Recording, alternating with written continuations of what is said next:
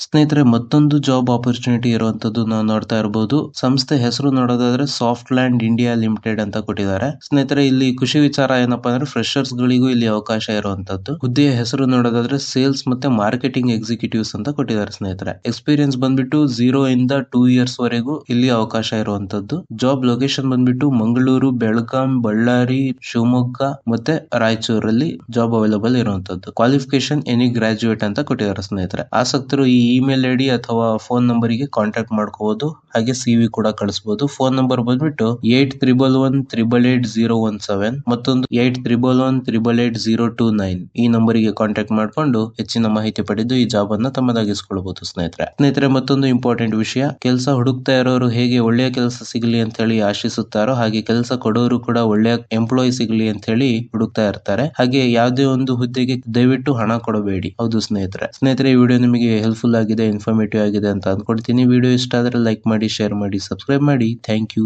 Jai Hind.